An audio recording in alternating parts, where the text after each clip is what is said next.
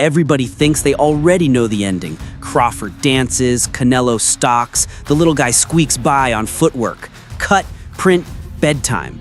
Then Crawford opened his mouth. He looked straight at the cameras and muttered, "I'm not running."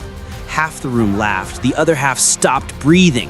The script everybody agreed on just went through the shredder. For 12 straight months, the story never changed. Bud's a wizard at 147, sure, but ask him to pack his bags for 168 and the playbook writes itself. Stick, move, survive. Your barber, your cab driver, your cousin who only watches YouTube highlights. Everyone recited the same line, "Do not trade with Canelo." Then Crawford strolled into a media scrum, shrugged, and said he's coming to fight, not jog. Phones exploded. Twitter turned into a bonfire. One sentence, and the fight we thought we'd already fought suddenly felt brand new. Let's be real, Canelo's body attack is nasty. Hang around the pocket too long and your ribs file a complaint with the Department of Health. Crawford isn't just talking big. He's telling the entire boxing brain trust, all your math is wrong. The nerds pulled the numbers. Average time opponents spend inside Canelo's kill box, 2.1 seconds before they bail. Crawford's response, "I'll bring a chair and read the newspaper in there." That single claim tilted the betting line, jacked the pay-per-view price, and turned every sports show into a debate. What if the smaller man really does walk Canelo down? Here's the fun part. Picture the opening bell.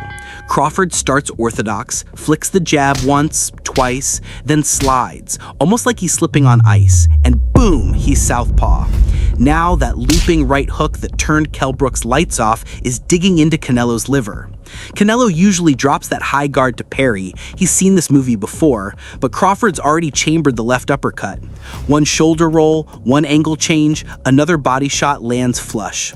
Slow motion junkies would drool over the footwork. Half step inside, hip twist, exit before the counter left hook can find its address. Repeat for 12 rounds of beautiful, controlled chaos. And if Canelo's gas tank drops the same way it did versus Bivol, Crawford's volume jumps to light speed. The whiteboard in his gym has that Bivol fade circled in red Sharpie. We only need one blink. Of course, Team Canelo just smirks. 13 world title challengers have promised firefights, most limped out before the 9th with a newfound respect for human anatomy. Canelo's plan never changes. Jab to the solar panel, left hook downstairs, erase the pocket, right uppercut up the middle. If Crawford plants his feet, those shoulder rolls turn into brick walls, and a short hook wipes the smile off anyone's face. The stat geeks did the ugly math. At 147, Crawford's chin got touched once every 26 punches. At 168, that drops to once every 12. Translation: one oops and the night ends early. But here's the kicker. Canelo's never fought a switch hitter who can flip stances mid-punch. The puzzle he solved 1,000 times suddenly has extra pieces. Tickets disappeared faster than free pizza at a frat party. Resale prices now compete with a month's rent on the strip.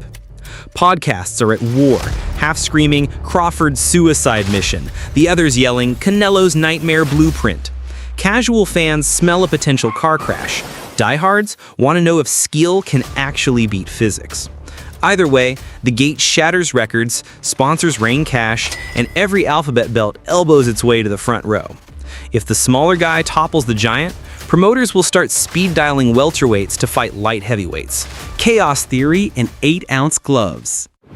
So, did Crawford just promise the upset of the decade or sign his own knockout receipt? We've studied the film, run the spreadsheets, dusted off history books, still no answer. Only the bell on fight night will tell which script survives. Your turn. Does Crawford flip the boxing world on its head, or does Canelo remind everyone that some mountains don't care how good you are? Drop your pick below, because in a few weeks, the lights go out and the only voice left is the one inside the ring.